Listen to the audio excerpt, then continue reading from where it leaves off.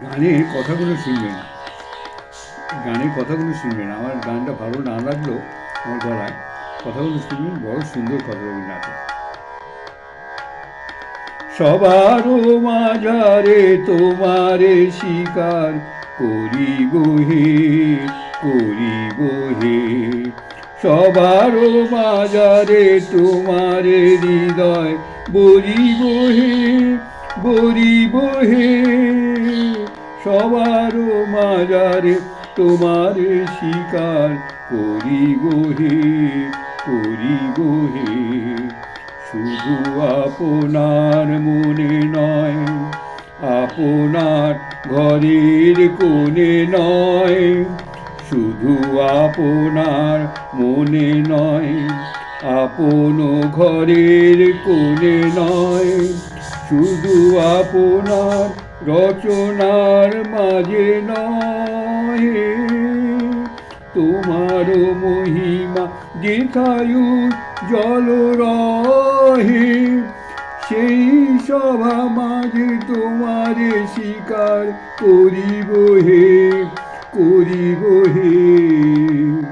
দুলকে ভুলকে তোমারে হৃদয় ধরিব হে, ধরিব হে। সবারও মাঝারে তোমারে স্বীকার করিব হে, করিব হে। সকল ত্যাগী তোমারে স্বীকার করিব হে, করিব হে। সকলই গ্রহণ করিয়া তোমারে ধরিব হে, ধরিব হে। সকল ত্যাগী তোমারে স্বীকার করিব হে, করিব হে। সকলই গ্রহণ করিয়া তোমারে ধরিব হে, ধরিব হে। কেবলই তোমার স্তবে নয়, শুধু সঙ্গীত রবে নয়, শুধু নির্জনে ধ্যানের আসনে নয়।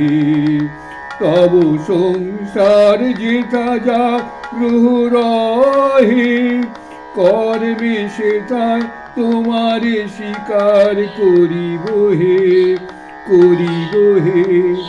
প্রিয় অপ্রিয় তোমারে হৃদয় ধরিব হে, ধরিব হে। সবারও মাঝারে তোমারে স্বীকার করিব হে, করিব হে। জানি না বলিয়া তোমারে স্বীকার করিব হে, করিব হে। জানি বলে না তোমারে হৃদয় ধরিব হে, ধরিব হে। জানি না বলিয়া তোমারে স্বীকার করিব হে, করিব হে। জানি বলে না তোমারে হৃদয় ধরিব হে, ধরিব হে।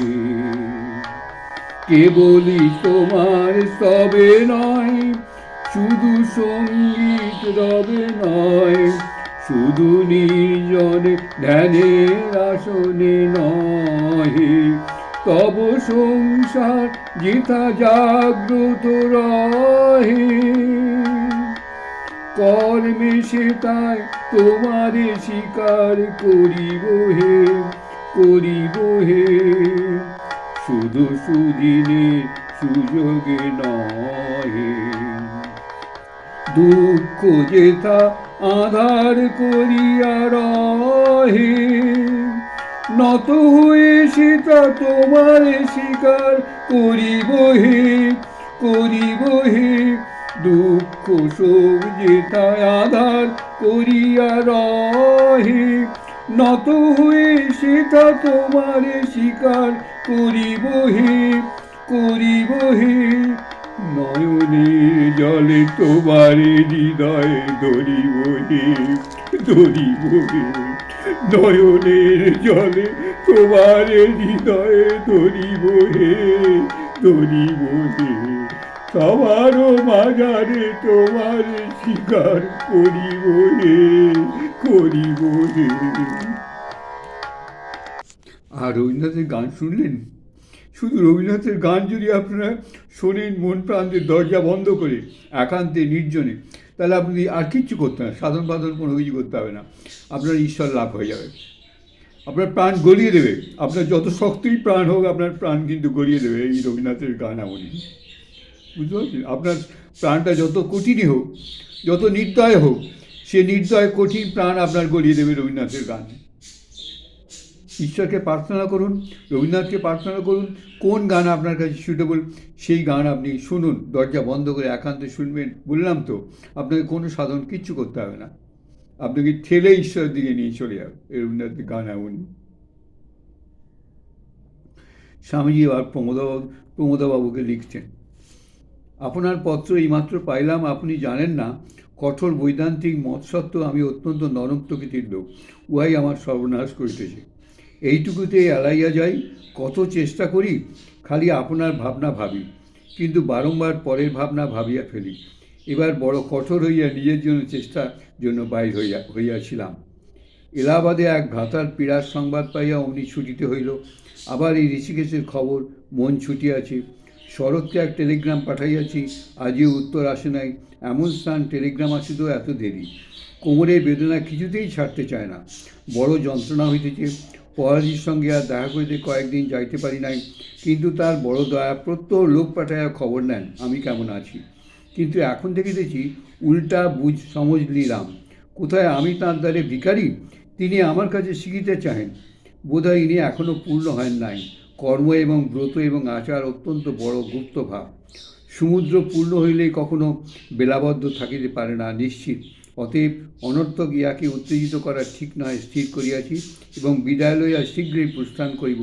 কি করি? বিধাতা নরম করিয়া যে কাল করিয়াছেন, বাবাজি ছাড়েন না। আবার গগনবাবু ইহাকে আপনি বোধহয় জানেন, অতি ধার্মিক সাধু এবং সহৃদয় ব্যক্তি, ছাড়েন না। টেলিগ্রাম যদ্যপি আমার যাইবার আবশ্যক হইবে, যাইব। যদ্যপি না হয় 2-4 দিনে কাশীধামে ভগবৎ সকাশে উপস্থিত হইতেছি, আপনাকে ছাড়িতেছি না।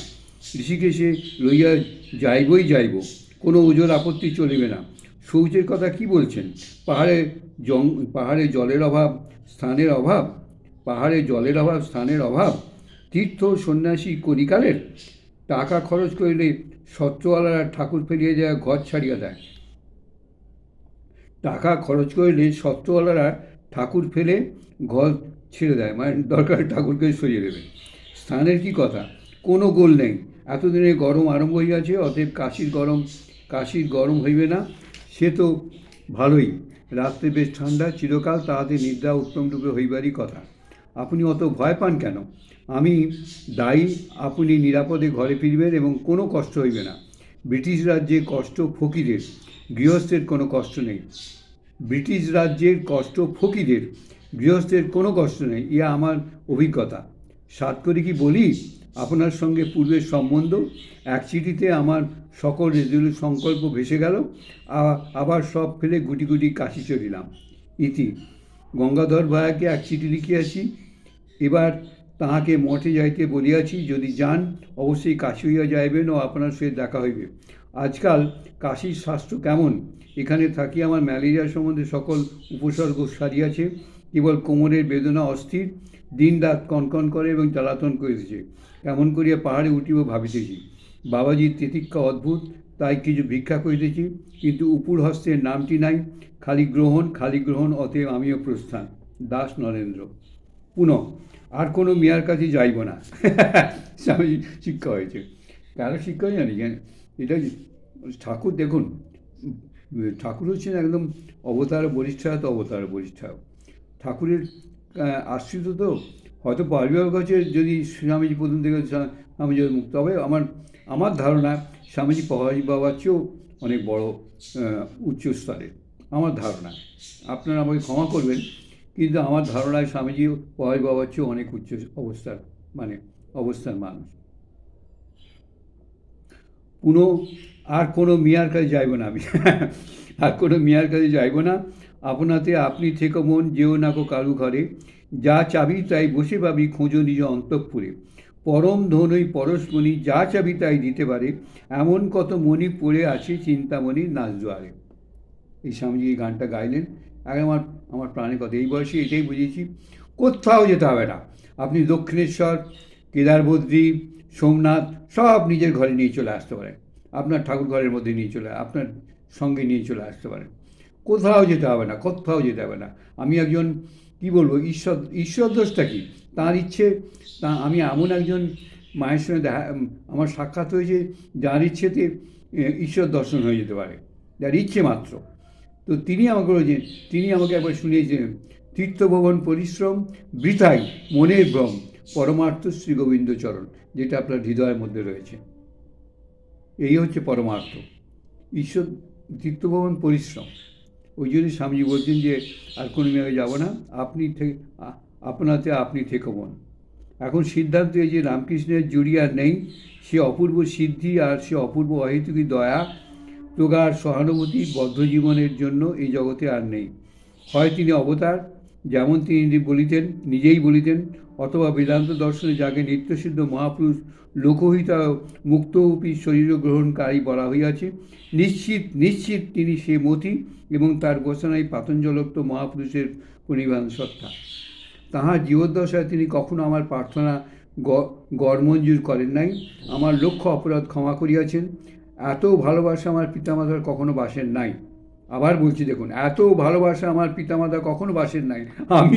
আমিও ফলো করে বলছি যে আমাকে যে মা ভালোবেসেছিলেন, যে মা বেরোর আম্মা আমাকে ভালোবেসেছিলেন, তার শিখেও আমার বাবা মা আমাকে ভালোবাসতে পারেন। শিখি আপনারা আমাকে যাই বলেন, গালাগাল দিন, যেমন করেন তাই করুন, আমার বাবা মা ভালো ছিলেন, তারা সৎ ছিলেন, খুবই সৎ ছিলেন, ঈশ্বরমুখী ছিলেন।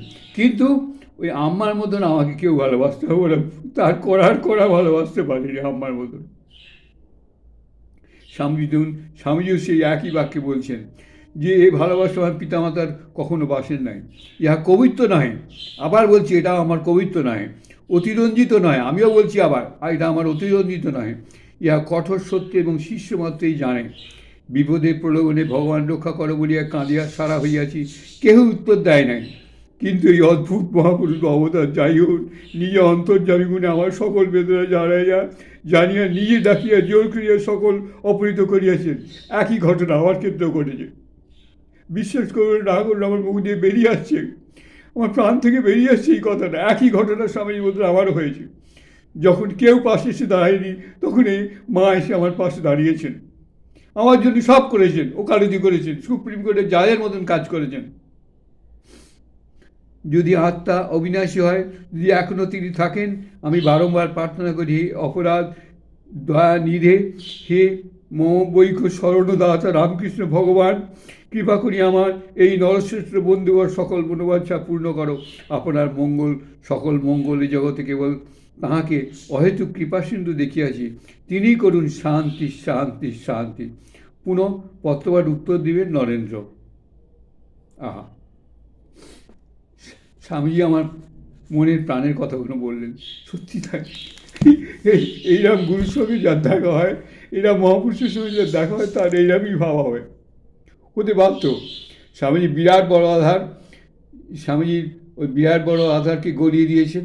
আমি ক্ষুদ্র আধার বটে, কিন্তু আমার ধারণা যে যত বড় আধারই হোক, তিনি সেটাকে গড়িয়ে দিতে পারতেন। আমি যার কথা বলছি, তিনি আমাকে দর্শন দিয়েছেন, সে স্বপ্নে নয়, ভাবে নয়, বুঝতে পারছেন? স্বপ্নে নয়, ভাবে নয়, আমাকে সাক্ষাৎ দর্শন দিয়েছেন বরাবর রূপে, আমি তাকে দেখেছি।